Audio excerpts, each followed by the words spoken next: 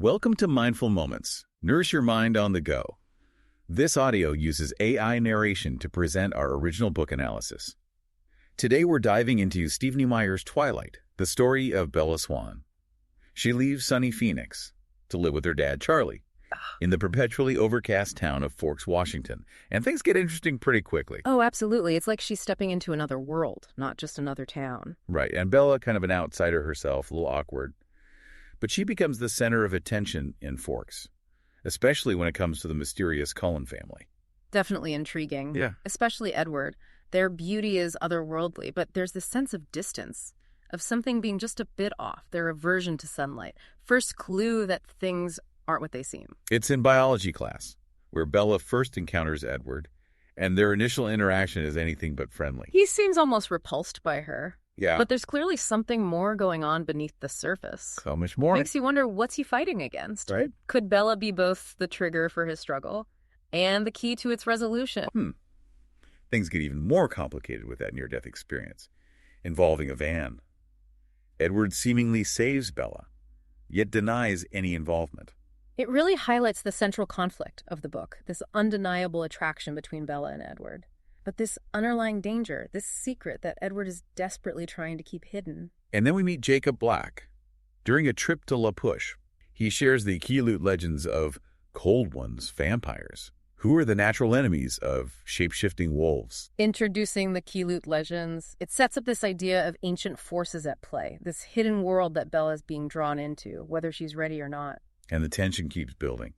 Finally, in a dramatic confrontation in Port Angeles, Edward confirms Bella's suspicions. He is a vampire. But he also reveals the danger he poses to her, this internal battle he's facing, between his thirst for her blood and his desire to protect her. Talk about a complicated relationship. And then Bella gets a glimpse into the world of the Cullens, meeting Carlisle, Esme, and Alice. We learn about their unique vegetarian lifestyle, feeding on animal blood rather than human. Carlisle's story is a powerful example of how Meyer challenges traditional vampire lore. It highlights the idea that vampires, despite their nature, can make moral choices. And it makes you wonder if there's more to these creatures than meets the eye. Edward then goes deeper, explaining vampire abilities and limitations, their enhanced senses, aversion to sunlight, even Carlisle's choice to resist human blood. It's almost like he's saying, this is me, the good, the bad, and the potentially very dangerous. Now what are you going to do? Just when things seem to be settling into this strange new normal, the story takes another turn.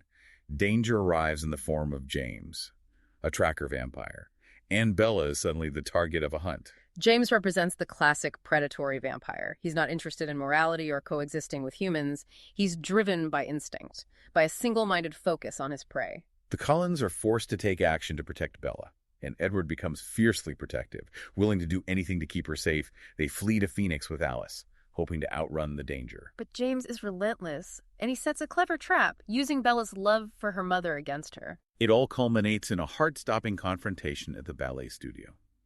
James attacks Bella, and Edward is faced with an impossible choice.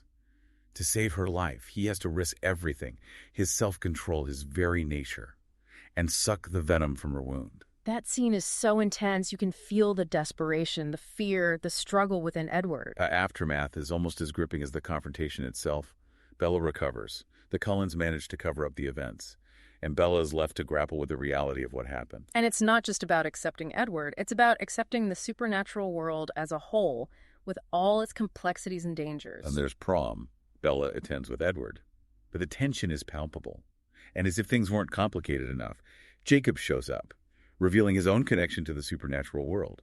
He's a werewolf. Meyer brilliantly introduces this new layer of conflict, this ancient rivalry between vampires and werewolves, and Bella, caught between these two powerful forces, is forced to confront her feelings for both Edward and Jacob. It's a lot to unpack, right? Exactly, and that's what makes Twilight so captivating. It's a story that throws you into this world of impossible love, ancient secrets, and life-altering choices, and it leaves you wanting more. It really does. Now she has to grapple with the implications of Edward's world. On one hand, there's Edward, who represents this alluring realm of eternal beauty, power, and intense passion. But a world that comes with a lot of baggage. It's shrouded in secrecy danger. And let's not forget the whole blood drinking aspect. Not exactly a minor detail. Definitely not your average relationship hurdle. And Meyer doesn't shy away from that darkness. Edward's thirst for Bella's blood. It's a constant reminder of the fundamental difference between them, a threat that hangs over their love story. Yet he chooses to fight against that instinct, resisting his nature for her. It makes their connection even more compelling, this constant push and pull between desire and danger, acceptance and fear. And then there's Jacob, offering a different kind of connection, one grounded in Bella's human life. He's warm, protective, completely open with her, a stark contrast to Edward's brooding intensity. He's also a werewolf, which adds a whole other layer of intrigue to the equation. Suddenly, Bella is caught in the middle of this ancient rivalry between vampires and werewolves. It's like she's being pulled in two different directions, representing two different paths her life could take. And Bella herself is a fascinating character. Not your typical damsel in distress. She's headstrong, determined, even willing to take risks. That put her in danger. You see that in Port Angeles. When she deliberately walks into a dangerous situation, knowing Edward is watching, it's like she's testing him, daring him to reveal himself. She's not afraid to make her own choices. She's a complex character full of contradictions, vulnerable yet strong, reckless yet cautious. Meyer captures the intensity of first love brilliantly, that feeling of being completely consumed by another person, of your world revolving around them. She doesn't sugarcoat it, though. Bella's obsession with Edward can be seen as unhealthy, even bordering on obsessive. Well, he is a vampire, not your average high school crush. But I think that intensity resonates with readers because it taps into that universal experience of falling head over heels for someone.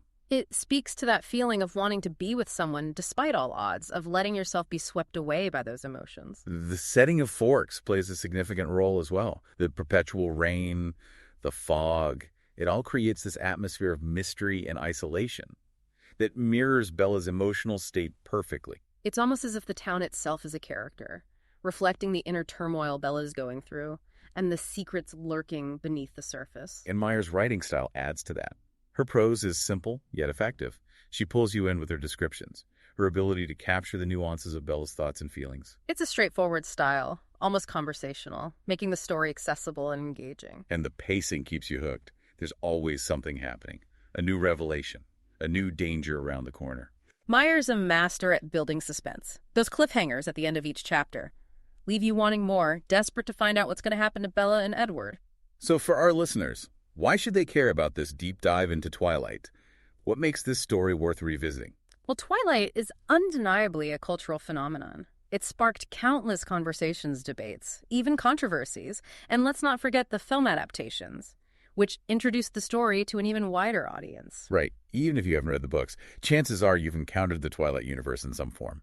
But beyond the pop culture hype, this story explores some profound themes that resonate deeply. It's about love, yes, but also about choice sacrifice, the struggle between our innate nature and our desires. It's about facing our fears, accepting the unknown, and finding the courage to love unconditionally, even when it seems impossible. Exactly. So whether you're a diehard fan or just curious about the hype, this deep dive offers a new perspective on Twilight and its enduring appeal. This story continues to captivate audiences for a reason. And I think it lies in those deeper themes that resonate long after you finish the book. And it makes you think about choice versus nature, how much control we really have over who we are. And Bella's role in all of this is interesting too. Is she just a passive object of desire? That's a great point.